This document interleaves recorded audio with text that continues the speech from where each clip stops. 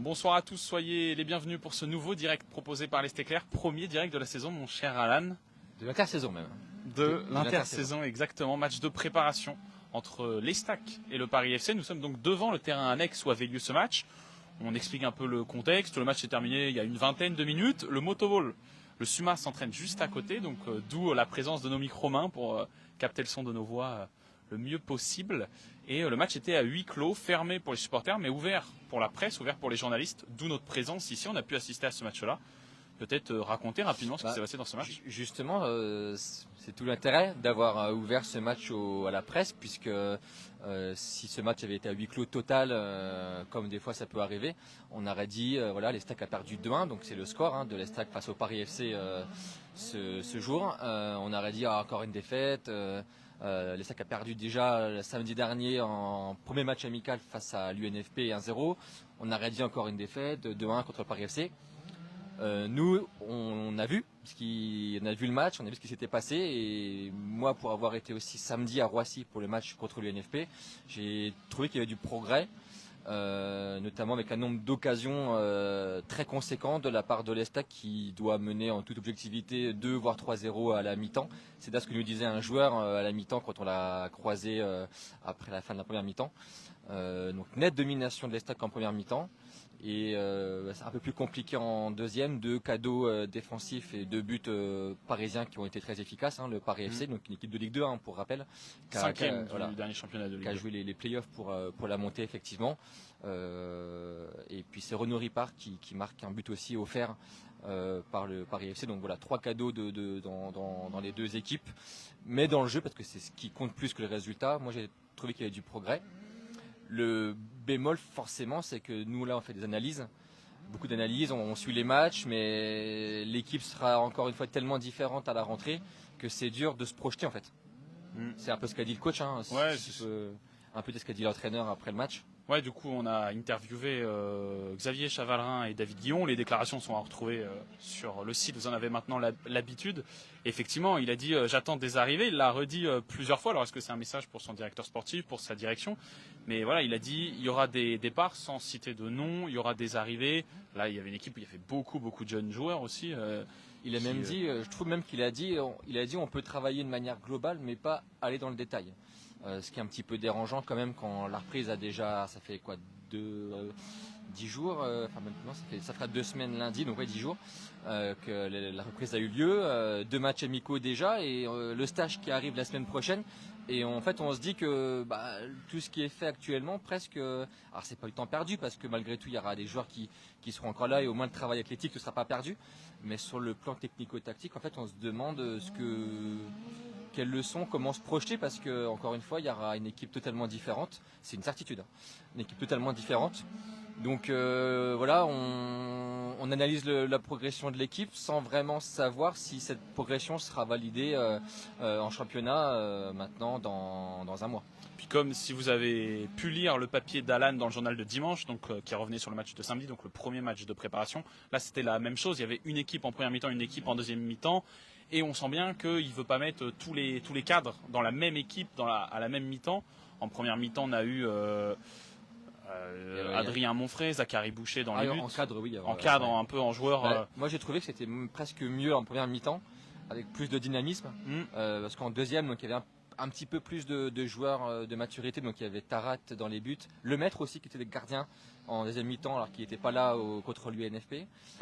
Chavalrin, Mchangama qui est le dernier arrivant, qui a eu un peu plus de vacances parce qu'il a joué des matchs de sélection là, après le championnat. Donc il vient de revenir, donc il est encore un peu court, on le voit bien. Il y avait Ripart devant aussi. Ripart devant, donc, mais j'ai trouvé que c'était plus dynamique en première mi-temps. Plus de jus, plus de profondeur aussi, plus de courses, Assoumou, Oletan aussi qui est en numéro 10, qui a son retour aussi. Diop, Kanté j'ai trouvé très très bon en première mi-temps. Donc voilà, sauf que là on égrène des noms encore une fois, sans vraiment savoir s'ils vont rester. Je me demande même si eux le savent aussi, puisque pour rappel, toute l'Estac et son environnement attendent la décision de la DNCG concernant les Girondins de Bordeaux, qui ont une audition mardi Donc mardi, on saura si la DNCG rétrograde ou pas Bordeaux, et si Bordeaux fait appel en cas de rétrogradation administrative. Donc tous les stacks attendent ça, mais aussi les joueurs. Chavalerin, pour ne pas le citer, disait après le match, pour un joueur, Ligue 2 ou N1, ça change tout. Forcément. Donc forcément, beaucoup de joueurs, leur destin est assujetti en fait à la division dans laquelle jouera les stacks. On rappelle, si vous venez de nous rejoindre, vous êtes nombreux. On est devant le terrain annexe du Stade de l'Aube. Vous voyez peut-être le Stade de l'Aube en fond. Terrain tout neuf. Terrain tout neuf, vraiment la pelouse, on l'a regardé. En fait, c'est un terrain hybride, même modèle a priori que le terrain de nerf du Stade de l'Aube. Vraiment un billard. Et il y a eu du coup le deuxième match de préparation de l'Estac. Estac contre le Paris FC. Et seulement Défaite ouvert 2-1. aux journalistes et défaite 2-1. Victoire donc du Paris FC. Le but 3-1 est signé Renaud Ripard sur une mésentente entre un défenseur et un gardien du Paris FC. D'autres choses à dire? En vrai, on a dit à peu près Sur le l'essentiel match, de on a ce fait match. un petit peu le tour, peut-être pour dire qu'il y avait des jeunes. Il y avait Akpapine derrière, Issaoui en deuxième mi-temps derrière, Ryan Fage. Voilà. Vous retrouverez les compositions précises des 2-11 de départ, donc sur chaque mi-temps dans le journal de demain. Mais voilà, c'était à peu près les mêmes joueurs que contre l'UNFP. Hormis donc Oletan et Mchangama qui sont venus donc là dans le groupe. Ce qui permet de dire aussi que Kylian Dong est rentré. Kylian Dong, ça c'est une information que je peux vous donner. Kylian Dong qui était à Manchester en reprise, qui a fait des check-ups médicaux et qui est donc rentré sur 3. Ce qui permet de dire aussi qu'il y a un article là je pense même après-demain, il y a des joueurs encore qui sont à Manchester, des joueurs sous contrat à l'Estac qui sont dans un groupe d'entraînement à Manchester. Donc vous aurez tous les détails, les explications dans le journal ces prochains jours avant la fin de la semaine, ça c'est sûr. Et donc le stage la semaine prochaine. Voilà, des informations pour vous qui regardez ce direct. Elles ne sont pas encore écrites dans le journal, vous les avez eues en direct ici. On a eu plusieurs messages. Alors un supporter qui nous dit, Florent qui nous dit que Guillon pour lui doit partir. Il ne le dit pas de cette façon-là, mais... S'il n'est pas parti en mai, il ne va pas partir en juillet. Ce qui est sûr, c'est qu'il va être vite sous pression, David Guillon. En plus, il y a un nouveau directeur sportif qui est là. Alors, même si c'est forcément une configuration différente quand c'est un directeur sportif sous un actionnaire comme Citigroup, mais toujours est-il que quand un nouveau DS arrive, forcément un coach doit se poser des questions. Il va être sous pression rapidement, puisque de toute façon l'objectif affiché de manière très claire par Antoine Sibierski. On me dit que ton micro ne fonctionne pas, donc on va changer, on va être au milieu. Donc Antoine Sibierski qui a annoncé clairement l'objectif, c'est la montée et c'est tout. De N1 en Ligue 2, bien sûr, si les stacks restent en N1. Donc forcément, David Guillon sera vite sous pression en cas de mauvais début championnat. On rappelle qu'il y a toujours une incertitude sur le futur championnat de l'Estac. On attend la situation de Bordeaux. Et effectivement, il a répété un nombre incalculable de fois durant sa conférence de presse de présentation que la mission, si l'Estac est en national la saison qui vient, la mission était de remonter immédiatement en Ligue 2. En même temps, ça aurait été compliqué de dire autre chose, mais le dire autant, c'est vraiment un message clair et assumé. Merci pour tous ceux qui nous disent que le micro ne fonctionnait pas. On va se servir du même micro. Mais vous avez eu quelques petites informations. Et on avait un autre message. Alors, c'est ce qu'on a dit en début de direct. Un autre message qui nous disait « et ça perd encore et encore ». C'est ce qu'on a dit. C'est vrai que c'est un peu l'inconvénient de fermer ce match aux supporters. Mais la première mi-temps était loin d'être désagréable à suivre. Les Stacks dominaient cette première mi-temps. Quand même rajouter que même si effectivement on a relativisé ce score par le contenu, malgré tout, c'est vrai que cette spirale de défaite, même si ce n'est qu'en match de préparation, elle reste quand même problématique parce que ça reste dans un univers où ça perd, c'était contre l'UNFP samedi, là contre Paris FC, donc c'est vrai que c'est un peu embêtant quand même. On voit cette spirale là quand même ça serait bien, ça ferait du bien, je pense quand même, ne serait-ce qu'un match amical gagné. Ne serait-ce qu'au moins retrouver ce petit goût de victoire, même si c'est sur un match amical, ça ferait pas de mal, ça ferait que du bien. Et forcément, c'est surtout dans l'environnement et dans le discours autour de l'Estac, forcément, on se dit ça perd encore. Factuellement, c'est vrai. Deuxième défaite en 2 matchs de préparation. Normalement j'ai rallumé ce micro-là. Dites-moi si c'est bon. Mais mes deuxième défaite en 2 matchs de préparation. Je suis d'accord avec toi. Même si c'est qu'un match amical, qu'un match de préparation, c'est Zachary Boucher. Il me semble qu'il disait qu'il aimait pas le terme match amical, mais plus match de préparation.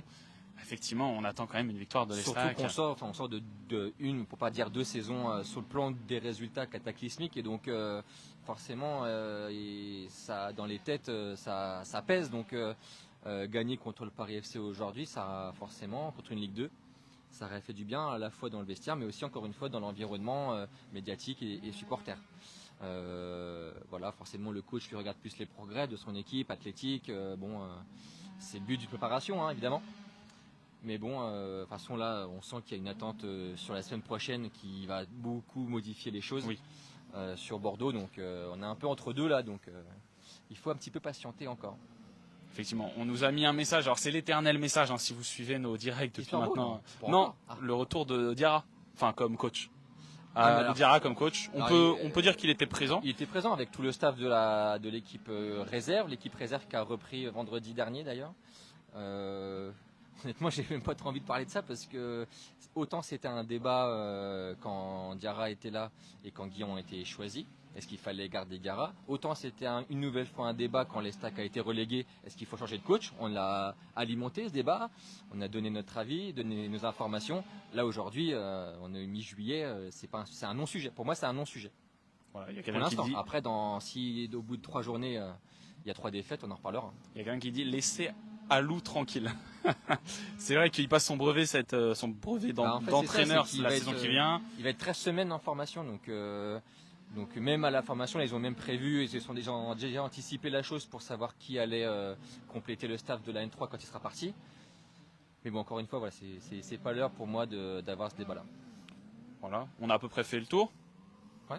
On a retrouvé du coup dans le journal et sur notre site internet. Donc voilà le compte rendu plus précis avec toutes les compos, encore une fois, donc de l'équipe de l'Estac aujourd'hui, les réactions aussi, et puis voilà, profiter aussi pour dire qu'on part en stage la semaine prochaine. Alors pas sur tout le stage, mais en milieu de semaine. Donc on essaiera de vous faire vivre aussi un peu le stage. Alors pas de l'intérieur, on sera pas dans le même hôtel malheureusement que la délégation troyenne, mais on sera dans la même ville à Vichy donc on va essayer de suivre ça de près, sachant qu'en plus l'Estac saura mardi donc la DNCG, ce que dit la DNCG pour Bordeaux. Donc voilà, on essaiera d'être au plus près pour vous faire vivre ce moment important de la saison. Voilà, donc les joueurs partent, nous aussi, enfin toi aussi. Donc effectivement des articles exclusifs depuis le stage. On nous demande, alors moi je les ai plus en tête, qui sont les buteurs du Paris FC? Honnêtement, je saurais même pas vous dire. Il n'y avait pas de feuille de match. Dans les buts, il y avait pour les joueurs qu'on a un peu reconnus, on va dire. Dans les buts, il y avait Ryu, il y avait Colo Diezac derrière, il y avait le recrue Crasso devant. Je pense que c'était une équipe assez mixte aussi parce que c'était vraiment pas terrible en première mi-temps, le Paris FC, vraiment pas bon. Mieux en deuxième. Mais non, je saurais pas vous dire honnêtement les 2 buts. Ces joueurs se connaissent déjà, ils ont joué ensemble de matchs amicaux de défaites. Ils ont joué ensemble, c'est pas vrai, parce qu'encore une fois, les compos étaient totalement mixtes. Par exemple, Tarek Issaoui qui a joué toute la deuxième mi-temps derrière n'a jamais joué chez les pros. On peut citer Kyrian Fache qui était en prêt depuis maintenant 2 ans si je me trompe pas. Donc voilà, Cervantes pareil, il a jamais joué vraiment avec cette équipe-là. Il y avait Sidibé, Traoré, donc c'était tellement mixé qu'on peut pas. Voilà, il y a tellement de joueurs qui sont. Ça s'était mixé. Et encore une fois, il y a beaucoup d'absents. Hein. On a parlé de Dong, donc qui est pas là. On parlera aussi d'Endiaye. Il y a que Monfray pour l'instant qui est nouveau aussi. Boucher a quasiment pas joué la saison dernière, donc qui se connaissent oui, mais qui jouent ensemble non. Oui voilà. Ils se connaissent oui, mais ils jouent à l'entraînement, mais sur des matchs forcément c'est pas la même chose quoi. Quand tu as une charnière centrale en première mi-temps, Akpakoun Monfray et en deuxième Tara Tissaoui, il y a zéro automatisme. Hein. Zéro. Ouais. Et c'était le cas pas qu'en défense centrale, mais à tous les niveaux. On l'a dit, équipe quand tu disais équipe mixte, équipe avec des jeunes, avec des moins jeunes. Oh là là, mon micro ne fonctionne plus, excusez-nous pour ces bugs de micro. C'est début de saison, faut qu'on se règle. Peut-être la chaleur. Faut qu'on se rôde un bon jeu de mots quand on connaît la marque des micros. Ah pardon, je ne savais pas. C'est la marque Rode. Voilà. Placement de produit, donc. Voilà, merci Rode. On a fini, c'est bon. Merci à vous de nous avoir suivis. Excusez-nous pour ces petits bugs micro. On espère que vous avez pu vivre notre analyse devant le terrain annexe du Stade de l'Aube où a eu lieu ce match de préparation, donc où l'Estac, une nouvelle fois, a perdu 2-1 contre le Paris FC. Le mot de la fin, je te le laisse avec ce micro, Alan. Et ben merci donc et puis à très vite, prochain match amical en stage si je me trompe pas, contre Châteauroux si je me trompe pas non plus. Je sais pas si ça avait été officialisé d'ailleurs, mais je crois que c'est Châteauroux. Donc j'y serai moi, sans toi. Moi non. Donc voilà, je ferai un débrief moins bien, mais un débrief quand même. Bonne soirée. Merci à tous, bonne soirée.